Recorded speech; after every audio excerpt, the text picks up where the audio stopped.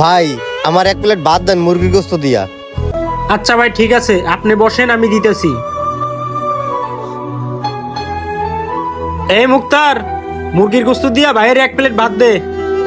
জি মহাজন, দিতাছি।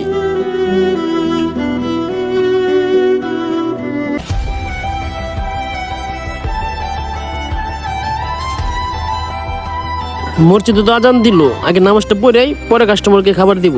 এখন কাস্টমারকে খাবার দিতে গেলে নামাজ পড়তে অনেক দেরি হয়ে যাবে। মহাজন সাহেব, মসজিদে আজান পড়ছে, আমি নামাজটা পড়ে আসি, আপনি ইব্রাহিমকে বলেন।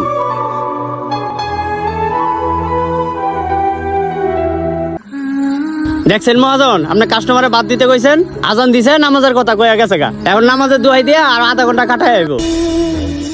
খিদে পেটটা জ্বলে যাইতেছে, কখন আইছি। এ ভাই, আপনারা খাবার দিবেন না চলে যাবো? আপনাদের হোটেলে খাইতাইলে প্রতিদিন এরকম কাহিনী করেন। দুরু মেয়া, আপনাদের হোটেলে খাইতামই না।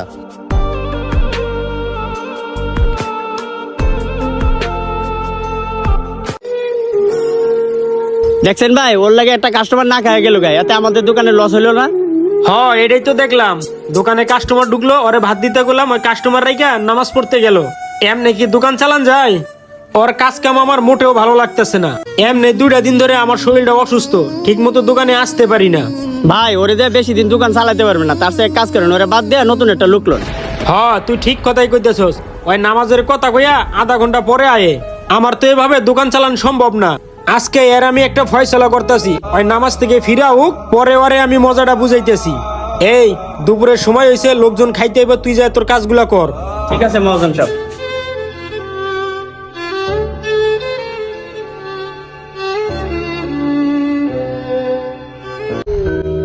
নামাজ পড়া শেষ, তাড়াতাড়ি দোকানে যাই। অনেক কাস্টমার দোকানে আছে, কাস্টমার গুলোরে বিদায় করতে হইব।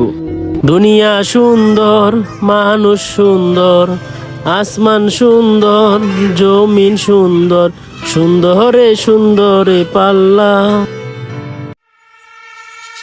এই তুই আর আমার হোটেলে ঢুকতে পারবি না, তুই বাইর হ। তোর মতো কর্মচারীর আমার দরকার নাই, তুই আমার হোটেল থেকে বাইর হ। তুই কাজে ফাঁকি দেস, তুই একজন ফালতু লোক। ভাই দাঁড়ান, সমস্যাটা কি? আপনি আমার ধাক্কাইতেছেন কেন? সমস্যা কি মানে? তোরে রাখি 2টা টাকা লাভের আশায়, তোরে কি মাগনা রাখি? তুই আমার কাজে প্রতিদিন ফাঁকি দেস, আর হোটেলে তোরা ঠিকঠাক মতো কাজ করস না। তোকে মন যখন যা চাই তোরা তাই করস। একবার এই জায়গায় যাস, আর একবার ওই জায়গায় যাস, কাহিনীটা কি তোগো? নামাজের কথা কয়ে খাইয়া আস আধা ঘন্টা, দুপুরবেলা বাসায় ভাত খাইতে গেলে অনেক খাইয়াল আছে 1 ঘন্টা। তোরা কি আমার ব্যবসায় লালবাতি জ্বালাই দিবি? তুই আমার দোকানে আজকের পর থেকে ঢুকবি না, তোর বদলে আমি অন্য কর্মচারী নিয়ে নিবো। 12 ঘন্টা ডিউটি, 12 ঘন্টায় ডিউটি করবো। ভাই কি এমন অপরাধ করছি? নামাজ পড়তে গেলে তো 10টা মিনিট সময় লাগেই। নামাজ পড়তে 5 মিনিটও সময় লাগে না, তোরা খালি নামাজের দোহাই দেস। ভাই নামাজের জন্য 10টা মিনিট সময় লস হয়েছে দেখে এই জন্যই কাজে থেকে আমার বের করে দিবেন? ভাই 10টা মিনিট সময় তো আহামরি কিছু না। যেই টাইমে আমার দোকানে কাস্টমার বেশি আসছে সেই টাইমে তুই নামাজ পড়তে যাস কে? ভাই ওই টাইমে যে আজান দেয়, আগে পরে তুই নামাজ পড়তে যাইতে পারস না? নামাজ কি পড়বো না? নামাজের টাইম জায়গা, নামাজের টাইম থাকে না। দেখ, আপনার দোকানে আমি আর কাজই করবো না। কিরে তুই আবার চাই রইছিস কে? কাস্টমার আছে, কাস্টমার বিদায় কর।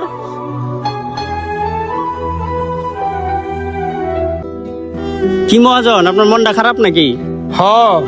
মুক্তার রে দোকান থেকে বাইর করে দিলাম, নতুন একটা পোলা রাখলাম। হয়তো দোকানে সারাক্ষণই থাকে, সারাক্ষণ কাজই করে। ভাবলাম বেচা কিনা বেশি হইব, এখন দেখি আগের চেয়ে আরো বেচা কিনা কম হয়। আগে মুক্তার থাকতে অনেক বেচা কিনা করতে পারতাম, এখন তো তাও বেচা কিনা করতে পারি না। আগের চেয়ে মনে হয় অনেক বেচা কিনা কমে গেছে। মহাজন, আমি তো কিছুই বুঝতেছি না, ওই পোলা তো কাজ কামে ফাঁকি দেয় না, তারপরেও আগের মতো বেচা কিনা নেই। আমার না মনে হইতেছে আমি আবার মুক্তার রে আমার দোকানে ফেরত আনি, আর মুক্তার আইলে আমার মনটা কইতেছে আমার দোকানে আবার বেচা কিনা ভালো হইব। মহাজন সাহেব, আপনি এগুলো কি কর? ওই তো আজান দিলে জায়গা নামাজ পড়তে, ওরে যদি আনেন তাহলে তো বেচা কিনা আরো লস হয়ে যাইব। যাই হোক, মুক্তার রে আবার দোকানে ফেরত আনতেই হইব। ওরে না আনলে বেচা কিনা আর হইব না ঠিক মতো, আর তা না হইলে আমার দোকানের বেচা কিনা আরো কমে যাইব। ঠিক আছে মহাজন সাহেব, আপনার দোকান, আপনার ইচ্ছা। শোন, তুই মুক্তারের কাছে যাবি, মুক্তার রে যায় বলবি ওর আমি ডাকছি, ওর সাথে আমার কথা আছে। ঠিক আছে মহাজন সাহেব।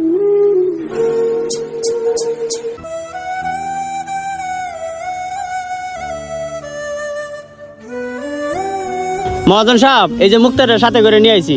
মুক্তার ভাই, তুই আইসস? কি হয়েছে মহাজন সাহেব? কিছুদিন আগে আমার দোকান থেকে বের করে দিছেন, এখন আবার লুক দিয়ে ঢাকায় আনছেন, ব্যাপারটা কি? ভাইরে আল্লাহর দোহাই লাগে, তুই আবার আমার দোকানে কাজ কর। ভাইরে, তুই যাওয়ার পর থেকে আমার এই দোকানটা ধ্বংসের পথে চলে গেছে। ভাইরে, আমি তোর সাথে কতই খারাপ ব্যবহার করছি, যাই হোক তুই মনে কিছু করিস না। তুই আমার দোকানে আবার আইয়া নতুন করে কাজ কাম শুরু কর। ভাইয়া, আমি যেহেতু মধ্যবিত্ত পরিবারের ছেলে, তাহলে তো কাজ কাম আমার করতেই হইব। হয়তোবা মানুষের দোকানে, নয়তোবা অন্য কোনো কারখানায়, নয়তোবা আপনার দোকানে কাজ কাম তো আমার করতেই হইব। মসজিদে আজানটা দিলে আমি আর কোনো কাজ কাম করতে পারবো না। যত কাস্টমারই থাকুক, বেচা কিনা সবকিছু ভালো দিয়ে আমি আগে নামাজ পড়তে যাব। এবার যদি আপনারা আমার রাখতে মন চা রাখবেন, তা না হলে আমি কোনো কাজই করবো না। প্রয়োজনে মানুষের দুয়ারে দুয়ারে ভিক্ষা করে খাবো, তারপরেও আমি নামাজ পড়া ছাড়বো না। আরে বেটা, কিসের বেচা কিনা, কিসের কাস্টমার? আজানটা দিলে আগে তুই নামাজ পড়তে যাবি, তারপরেরটা তারপরে বোঝা যাইবো। আর তখন আমার কিসের জন্য এত বেচা কিনা হইছে? ওই যে আমার দোকানে একজন নামাজি লোক ছিল, সেই লোকটা 5 ওয়াক্ত নামাজ পড়তো, ওই জন্য আল্লাহর রহমতে আমার দোকানে বেচা কিনা বেশি হইতো। আচ্ছা ভাই, তাহলে আপনি এই কথাটা মাথায় রাখেন, আগে নামাজ পরে কাজ। ঠিক আছে ভাই, তোর কথায় আমি খুশি হইলাম। যা, তোরা সবাই কাজ কাম কর ঠিক মতো। যে লোকটা নামাজ পড়ে সেই লোকটার কারণে আপনার ব্যবসার কোনো ক্ষতি হবে না। ওই লোকটার কারণে হইতে পারে আল্লাহ পাক আপনার ব্যবসার বরকত বাড়ায় দিতে পারে। সম্পূর্ণ ভিডিওটি দেখার জন্য আপনাদেরকে অসংখ্য ধন্যবাদ।